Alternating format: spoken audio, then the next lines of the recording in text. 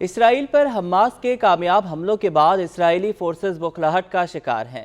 گزشتہ کئی دن سے اسرائیل کی جانب سے حماس کو دھمکیاں دی جا رہی ہیں کہ غزہ میں حماس کی عسکری طاقت کے حتمی خاتمے کے لیے زمینی حملے کی تیاری کی جا چکی ہے، جس کے لیے 3 لاکھ ریزرو فوجی طلب کیے گئے ہیں اور غزہ کی پٹی کی دوسری جانب ٹینک، توپ خانہ اور ہزاروں مسلح فوجی اکٹھے ہیں۔ اسرائیلی فضائیہ فلسطین میں فضائی حملے بھی کر رہی ہے، لیکن ابھی تک اسرائیل کی زمینی فوج کو غزہ میں اندر جا کے کارروائی کرنے کی جرت نہیں ہوئی۔ تو ایسے میں سوال ہو رہا ہے کہ اعلان کے باوجود اسرائیل میں غزہ پر زمینی حملے کی ہمت کیوں نہیں ہو رہی؟ اس ویڈیو میں ہم ان عوامل کی بات کریں گے جس وجہ سے اسرائیل دھمکیوں کے باوجود اتنی جرت نہیں کر رہا کہ وہ غزہ میں زمینی کارروائی کر سکے۔ گزشتہ چند دنوں میں ایران نے سخت تنبیہ کی ہے کہ اسرائیل کی جانب سے غزہ پر حملے کا جواب دیا جائے گا، لیکن اس دھمکی کا مطلب کیا ہے؟ ایران مشرق وسطیٰ میں متعدد جنگجو تنظیموں کو پیسے، اسلحہ اور تربیت فراہم کرتا ہے۔ ان میں سے سب سے طاقتور تنظیم لبنان میں موجود حزب اللہ ہے، جو اسرائیل کے شمال میں واقع ہے۔ دونوں ممالک کے درمیان 2006 میں ہونے والی جنگ بے نتیجہ رہی تھی، جس کے دوران اسرائیل کے جدید ٹینکوں کو ایک منظم منصوبہ بندی کے تحت تباہ کیا گیا تھا۔ اس وقت سے حزب اللہ نے ایران کی مدد سے تقریباً 1.5 لاکھ راکٹ اور میزائل جمع کیے ہیں، جن میں سے متعدد طویل فاصلے تک مخصوص ہدف کو نشانہ بنانے کی صلاحیت رکھتے ہیں۔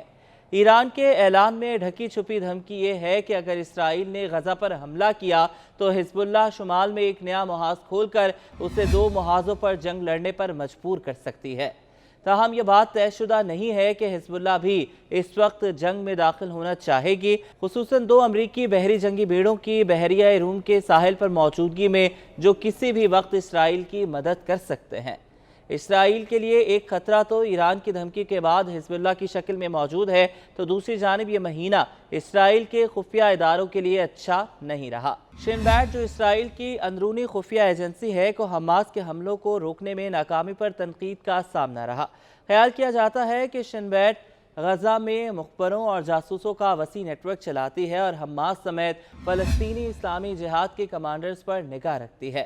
تاہم 7 اکتوبر کو جنوبی اسرائیل میں جو کچھ ہوا وہ اسرائیل کی تاریخ میں 1973 کی یوم کپور جنگ کے بعد انٹیلیجنس کی سب سے بڑی ناکامی گردانا جاتا ہے۔ اسرائیلی خفیہ ادارے حملے کے بعد سے بھرپور کوشش میں ہیں کہ وہ اپنی ساکھ کو بحال کرے اور حماس کے کمانڈر سمیت یرغمالیوں کے نام اور پتے بھی شناخت کرنے میں اسرائیلی فوج کی مدد کر رہے ہیں۔ یہ ممکن ہے کہ اسرائیل کے خفیہ اداروں نے مزید معلومات حاصل کرنے کے لیے وقت مانگا ہوتا کہ فوج اندر داخل ہو تو ان کے پاس مخصوص مقامات کا پتہ موجود ہو اور وہ کھنڈرات میں ادھر ادھر گھومتے نہ رہیں، جہاں کسی بھی وقت حملے کا خدشہ ہوگا اور دنیا کی جانب سے مذمت بھی ہو رہی ہوگی۔ اسرائیلی فضائیہ کی بھاری بمباری کے باوجود حماس اور فلسطین اسلامی جہاد کے حصے غزہ میں مکمل فعال ہیں، جو زمینی حملے کی صورت میں جوابی کارروائی کی منصوبہ بندی مکمل کر چکے ہوں گے اور فوجیوں کے لیے جال بچھا چکے ہوں گے۔ یہ جال خصوصاً زیر زمین سرنگوں میں جان لیوا ثابت ہو سکتا ہے۔ اب حماس کی جانب سے کی جانے والی تیاریاں بھی اسرائیل کو زمینی حملے کے لیے روکے ہوئے ہیں۔